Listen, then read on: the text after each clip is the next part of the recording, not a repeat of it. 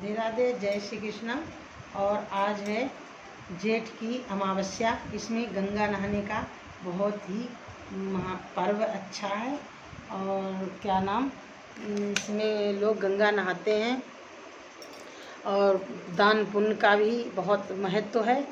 और क्या नाम, आज के दिन बहुत से लोग शरबत पिलाते हैं और गंगा नहाने जाते हैं, कन्या करते हैं, कोई कुछ करता, मतलब दान पुण्य करने का बहुत है। कल है एकादशी, तो मैं आपको गंगा की महिमा सुनाती हूँ।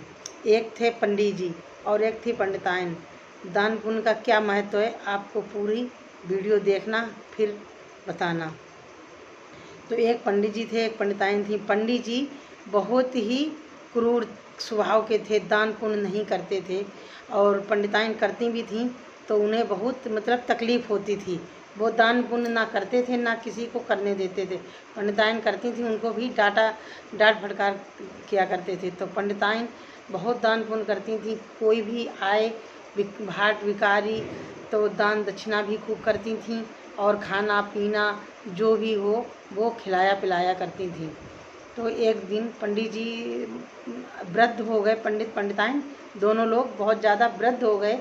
तो पंडिताइन बोली कि चलो पंडित जी, चलो गंगा नहा के आते हैं, सोने की गैया बनवा लें, उससे ही तरन तारण हो जाएगा। तो पंडित जी बोले नहीं, सोने की गैया नहीं बनवाएंगे, क्योंकि सोने की गैया बहुत महंगी पड़ती और वो फालतू में बह जाएगी। पंडिताइन बोली कि चलो ठीक है। बोले कि आटा की 2 गैया बना लो, एक मेरे लिए एक अपने लिए। पंडिताइन बोली कि ठीक है, चलो कोई बात नहीं। तो पंडिताइन गई, मैं सुनार के यहाँ सोने की एक गाय बनवा के ले आई। और पंडित बोले कि नहीं, आटा की नहीं बनवाना, आटा की बह जाएगी, फालतू चाहिए, मट्टी की बनवा लो। पंडिताइन बोली ठीक है। 2 गाय बनवा ली, एक सोने की और एक मिट्टी की। सोने की गाय के ऊपर मिट्टी ऊपर से लगा ली। और पंडित जी और पंडिताइन जी दोनों लोग गंगा नहाने गए। गंगा नहाने गए तो वहाँ जाके दान पुण्य पूजा पाठ पंडिताइन ने सारा, जब तक पंडित जी आगे बढ़े तब तक पंडिताइन ने सारा अपना दान पुण्य पूजा पाठ कर लिया। उसके बाद दोनों लोग नहाने गए तो पंडित और पंडिताइन ने अपनी अपनी गैया पकड़ ली। जब गैया पकड़ ली तो पंडिताइन ने अपने हाथ छुड़ा लिया, गाय की पूँछ पकड़ ली और आगे बढ़ते रहे, नहाते रहे। जब नहाया तो आगे पंडित जी आगे थे, तो पंडित जी की मिट्टी की गाय थी तो वो गल गई। पानी जैसे जैसे बढ़ी वो गल गई। और पंडिताइन की गाय थी सोने की, तो सोने की गाय की वजह से वो मिट्टी धुल गई और आगे तक चली गई। पंडित जी बोले पंडिताइन मुझे भी साथ ले चलो, मैं तो डूब रहा हूँ। पंडिताइन बोली बस मेरा और तुम्हारा यहीं तक का साथ था, बस, क्योंकि हमने जो दान पुण्य किया तो वो हमारे साथ जाएगा, जो तुमने किया वो तुम्हारे साथ जाएगा, हमारा तुम्हारा अब यहीं तक संग है। इसी तरीके से पंडित वहीं पर डूब गए। और पंडिताइन सोने की गाय दान की थी तो वो पूँछ पकड़ के भवसागर से पार वैकुंठ लोक को चली गई। तब पंडित और पंडिताइन फिर जब ऊपर पहुँचे तब भगवान ने, मतलब इंद्रदेव भगवान ने तय किया कि किसने क्या दान पुण्य किया। तो वहाँ पर चंद्रगुप्त बैठे हुए थे भगवान विष्णु भगवान के आगे। उन्होंने देखा कि पंडिताइन ने सोने की गाय दान की और पंडित जी ने मिट्टी की, तो मिट्टी की तरह गई। तो पंडिताइन को वैकुंठ धाम मिला और पंडित जी को नरक मिला, क्योंकि उन्होंने अपने दान पुण्य कुछ भी नहीं किया था। और पंडिताइन ने दान पुण्य जो भी किया उनके रजिस्टर में सारा लिखा था। उन्हें गौलोक, विष्णु भगवान ने गौलोक दिखाया और स्वर्ग की प्राप्ति की। और पंडित जी फिर उसी नरक में पड़ के रह गए। इसीलिए कहा जाता है दान पुण्य करो, कोई भूखा आए उसे खाना खिलाओ, अपने मुँह से गलत शब्द में किसी से मत कहो। और बहुत से लोग रोटियां फेंक देते हैं, हमने भी ये रोटियां इकट्ठी करके रखी हैं, ये देखो। तो मेरी गाय जब आती है हम गाय को रोटी खिला देते हैं, लेकिन फेंकते नहीं। बहुत से लोग कूड़ा में रोटी फेंक देते हैं। हम कूड़ा में रोटी अगर पड़ी होती है, कूड़ा फेंकने जाएं, रोटी पड़ी है तो रोटी उठा के अच्छी जगह रख देते हैं, उसके पैर छू लेते हैं कि भगवान जो भूखा हो उसको खिलाना। रोटी का निरादर कभी मत करना, क्योंकि रोटी ऐसी होती है, खाना अपना पेट की भूख मिटाता है। कैसे कैसे आदमी कैसे कमाता है, क्या करता है, कोई ये नहीं जानता। और चलो आपको दिखाते हैं, निर्जला एकादशी की कथा भी सुनाते हैं। राधे राधे, जय श्री कृष्णा। हाँ, जेठ शुक्ल निर्जला एकादशी। व्यास मुनि के पास जाकर भीमसेन ने पुकार की कि मेरी पूज्य माताजी व पूज्य भ्राता युधिष्ठिर तथा अर्जुन, नकुल, सहदेव, द्रौपदी सहित एकादशी का व्रत करते हैं और मुझे भी शिक्षा देते हैं। तू अन्न मत खा, नरक में जाएगा। आप निर्जला एकादशी में क्या करूं? 14 दिन के बाद यह एकादशी आ जाती है और हमारे घर में झगड़ा उत्पन्न हो जाता है।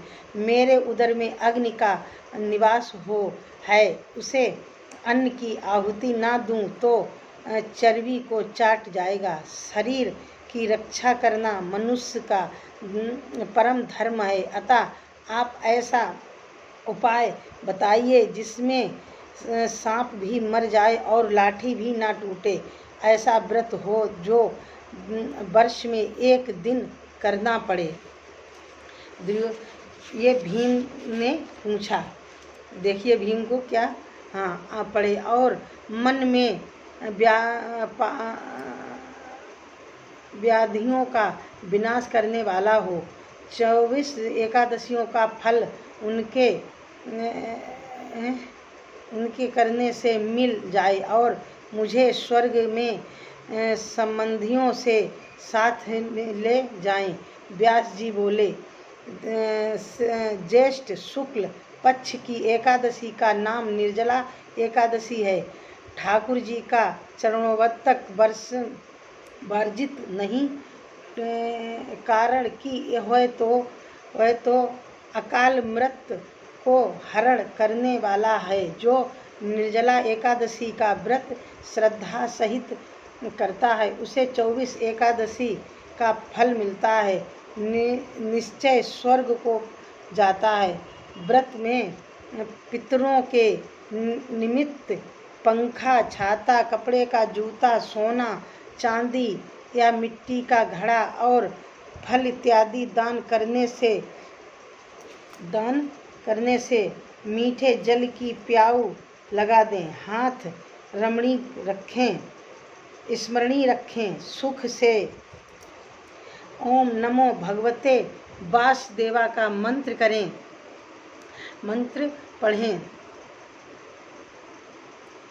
कि यह श्रीमद् भागवत पुराण का सार है। आप यदि फलाहारी हो तो ध्रुव के प्रथम मास की तपस्या के तुल्य उनके एक दिन की समान आपका फल हो गया। यदि आप पवनहारी रह सको तो ध्रुव की छठवें मास की तपस्या के समान फल होगा।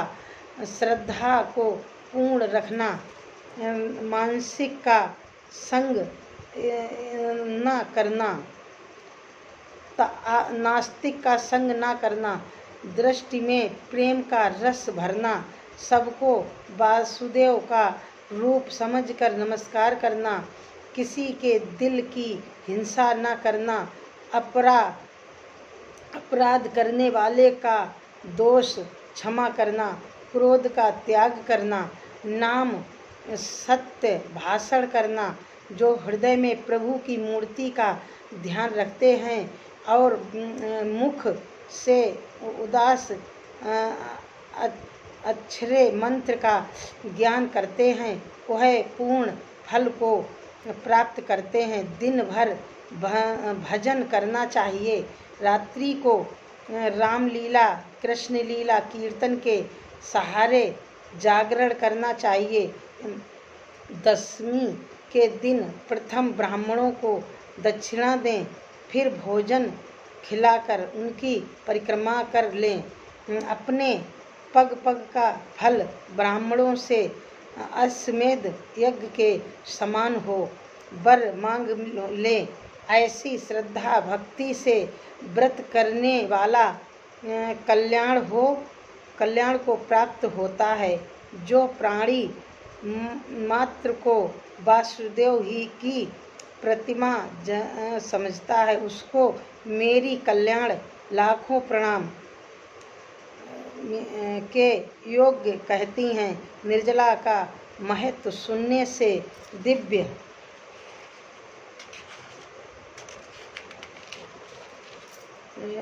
चक्षु खुल जाते हैं। प्रभु घूंघट उतारकर मन के मंदिर में प्रकट दिखाई देते हैं। इस एकादशी को सिफती नाम पांडवी या भीमसेनी भी कहा जाता है। इस व्रत को करने से साल में 12 एकादशी पड़ती हैं, वो पुण्य प्राप्त हो जाता है। कोई भी कर सकता है। और उसके बाद में ये कहानी मात्र सुनने से भी 12 एकादशी की पुण्य मिलता है। राधे राधे, जय श्री कृष्णा। अच्छी लगे तो कमेंट में मुझे बताना आपको मेरी कथा कहानी कैसी लगी, और इसी तरीके के मैं आपको और भी सुनाऊंगी। सब्सक्राइब जरूर कर लेना मेरे चैनल को। राधे राधे। इसके बाद आरती करना चाहिए, प्रसाद बांटना चाहिए। खरबूजे का प्रसाद बांटें, कुछ भी बांटें, प्रसाद बांटना चाहिए। और आपको मेरी कथा कैसी लगी, कहानी पंडित और पंडिताइन की कहानी कैसी लगी, वो मुझे कमेंट करके ज़रूर बताना।